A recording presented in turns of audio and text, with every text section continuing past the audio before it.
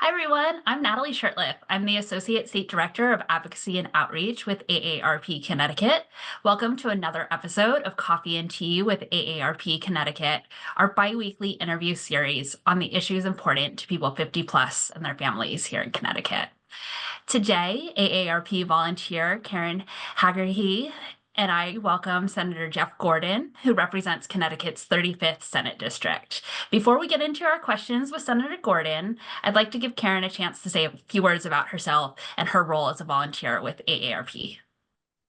Thank you very much. And thank you, Senator Gordon. A bit about my background. I've had over 30 years of experience in marketing and marketing management, working at companies such as Aetna, Cigna, and MassMutual. And I've been volunteering with AARP for over 2 years. My primary focus is advocacy relative to healthcare and healthcare issues. Thank you, Karen. We're so grateful to have you as a volunteer. So, Senator Gordon, also, before we dive in, why don't you share a little bit about yourself and your background and let folks know a little bit about you.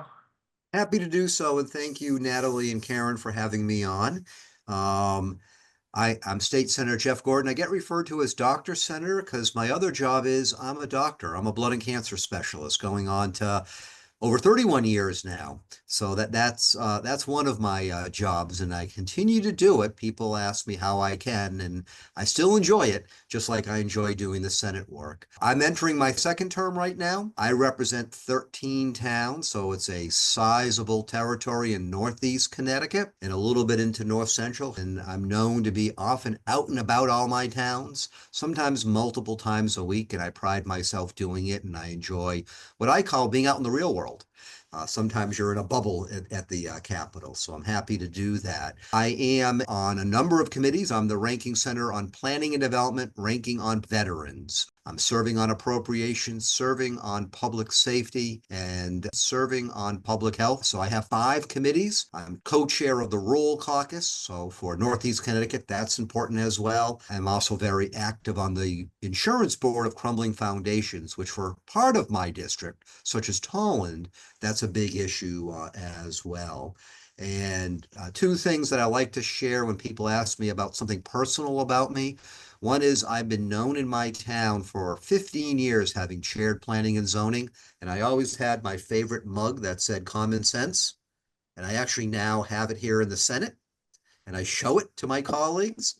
And I'm also known for having a huge Lego collection going way back into the 70s, which I still play with Legos and build Legos, and it's a good way to decompress.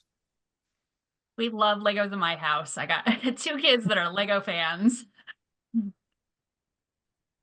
Well, Senator, as you know, caregivers play an important role in caring for older loved ones and helping them stay in their homes.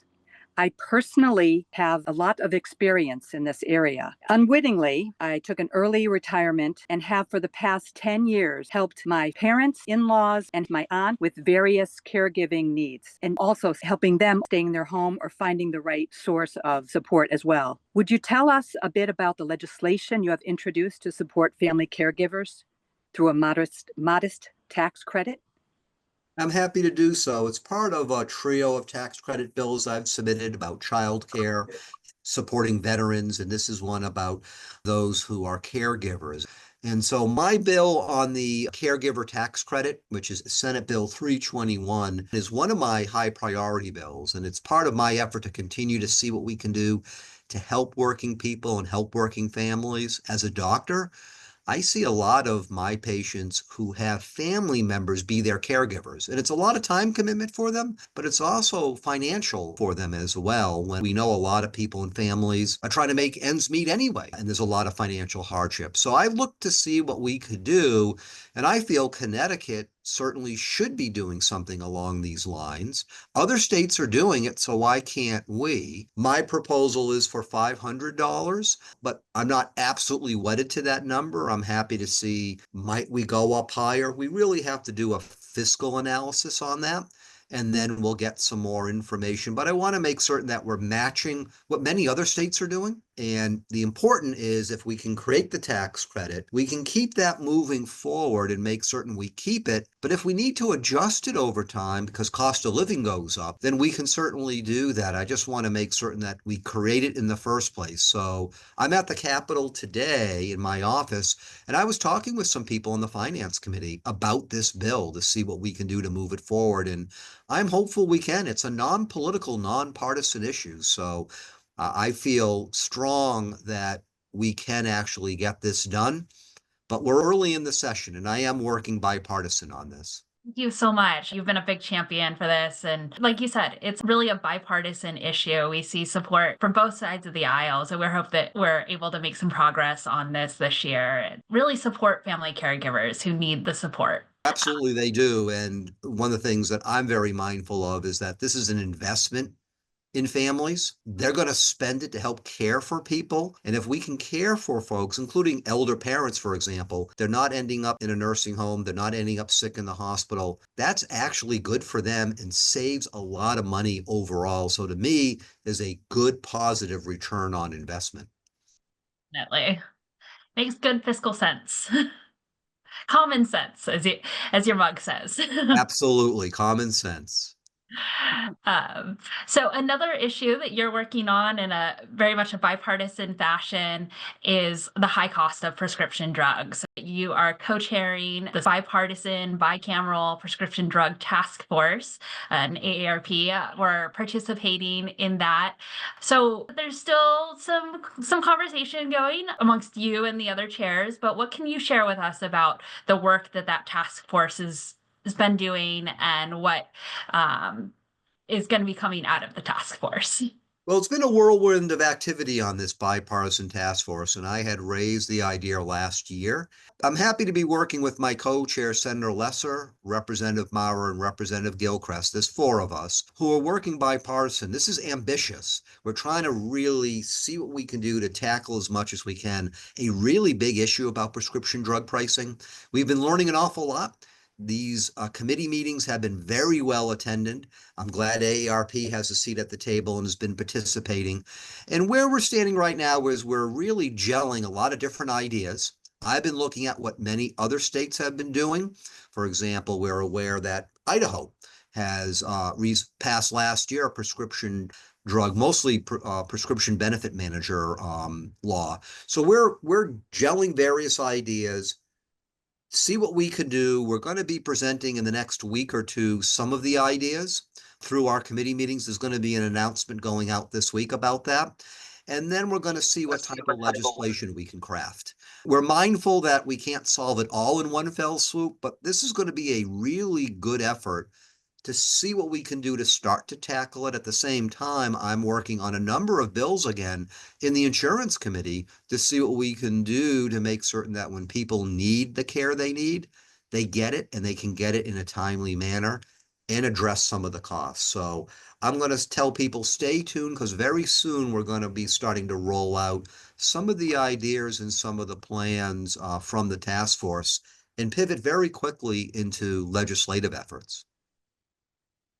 Thank you. And I think you bring such a unique perspective to the task force. As a doctor, I'm sure that you work with patients that are having trouble affording their prescription drugs. And so you know really what a difference it makes, particularly for cancer patients that are sometimes using some very costly prescription medications. Oh, very much so. And we know statistically that with an aging population, the older you are, it's likely you're going to be on more medicines. And if you're on a fixed income, especially when you're retired, these costs of medicines can be very prohibitive. And this is something we really need to get a handle on. And that's why I'm excited to see what I can do, just not as a doctor, but as a state senator, to make a difference on this. And so I believe this is something that many of my constituents readily deal with and try to come to terms with how they can afford their medicine. So they're looking for help, and let's see what we can do to be of help in this state. Thank you.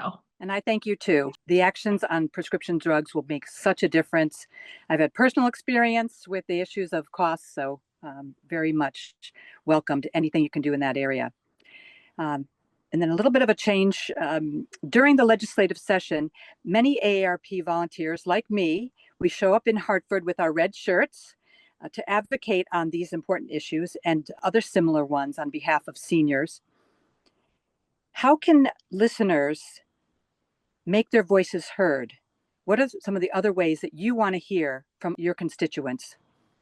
I'm always looking for ways. I'm out with office hours. I'm going to start rolling out office hours this month and into March. So I've already announced Willington, and we're going to pretty quickly announce all the rest of the 12 towns.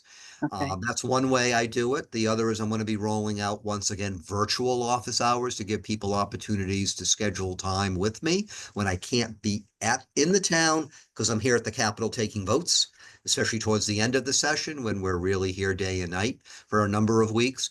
I have a new, improved, I'm excited about it, e-newsletter. Just went out Yep. last week. Yep. And I'm going to be doing that every 2 weeks. And I'm going to Good. be alternating that with videos every 2 weeks to let people know what's going on. I encourage people to go to my website. If they Google in Senator Jeff Gordon, they'll find my website. You can sign up for my newsletter. You can actually see and track what I'm doing, many different issues, learn about that. I have an active presence on Facebook, and including in many of the town Facebook groups I'll post. So people can follow me there and see exactly what's going on. The other is, pick up the phone and call my office, send me an email. If you see me out and about in the town, then certainly ask questions. Sometimes groups want to meet with me separate from office hours. And if I can do that, I'll schedule that, and I'm happy to do that. So I have an open door policy, and I really encourage people to reach out and let me know what they think. The worst that someone can do is think that I don't read what they send. I do. We get a lot of emails, so we don't always reply the same day, but we do reply. We do look at the emails. I just went over a lot of emails today with my legislative aide that has rolled in just today in what we're doing to reply. But the other is, I do listen, and I do want to know what people think. It helps me be informed and do a better job. Sometimes I don't know there might be an issue in a town unless somebody tells me. So it doesn't have to be a big issue like what's happening with our taxes, for example. It could be something small about, for example, why is this happening in Hampton and what can we do? In fact, I've heard from a number of people in Hampton about why there were certain power outages. And it has to do with the fact that Yeah. Eversource is upgrading one of the main power lines into town. Well, I Yeah. wasn't aware of it, but people raised it to me, and we got answers for them, for examples. And it's also good to know Eversource is upgrading the infrastructure Mhm. in our small town. So it can be on any issue. I do caution people, if you send me something that's a federal issue, that's not my jurisdiction. So I will politely say that, but also say, here's how you can contact Representative Courtney, Senator Blumenthal, Senator Murphy. People sometimes think that I can tackle some of the national issues, but I'm a state senator, not a U.S. senator, so I stay within my lane. But we do direct people as needed. And if someone has a constituent service, reach out, because many times we can be of help. And I do work with my fellow legislators, the state reps who cover the towns in my district, regardless of their party. And we many times tag team on issues. So you can let me know and let your state rep know. And many times when we're both informed, it magnifies what we can do together. So I encourage people to take advantage of. The best way to find me is email. And if you can't attend one of my office hours, that's okay. Let me know nevertheless what your issue is. Email is preferable just because we're guaranteed it comes in automatically. But again, phone is fine. We have an 800 number if you want to use that. If you go to my website, the information is all there. How you can email me, how you can sign up for my newsletter, accessing my Facebook, for example, what the phone numbers are, the name of my legislative aide if you need to get in touch with him. We've made it very easy. So I really encourage people to use the opportunity. Thank you so much. I really appreciate that. I have met Pat Boyd a couple times, and I do subscribe to your e-newsletter. Thank you very much. And I look forward to talking with you more, because I'm very interested in some of the things that you personally represent and are looking to advocate on that for AARP.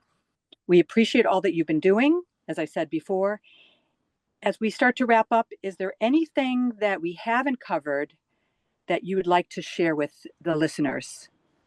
One of the things I just want to remind people is, despite what you hear in the news, there's a lot that we do at the Capitol that is bipartisan, and we do very much find consensus and common ground. I always endeavor to be bipartisan. Doesn't mean that I'm going to give up some of the principles and some of the things I believe strongly in, but a lot of what we do is indeed bipartisan. The big things make the news, and sure, there are times I vote no or I vote yes, and others may vote differently. But the reality is we work well together as best as we can, and people don't always see it because it's behind the scenes. But I want to ensure people that's the way I operate, and most people up at the Capitol do. And to me, it's just not common sense, but that's also how you get things done when we work together and we work for people. And indeed, that's what happens a lot. So I just want to let people know that does still occur, despite what you may hear in Washington. Here at the Capitol, there is still a lot of that happens. We do have fights, but still, the vast majority of the time, we're not fighting. So we do get a lot of good things done, and I like that, and it's a good atmosphere to do it. Policy disagreements, not fights. There are some big policy disagreements, but there's a lot of other things behind the scenes we just agree on and come to consensus. But we're not grandstanding on that. So people don't see it in the news, but it does happen. And I do remind people that we still work. We still function despite what some people think goes on.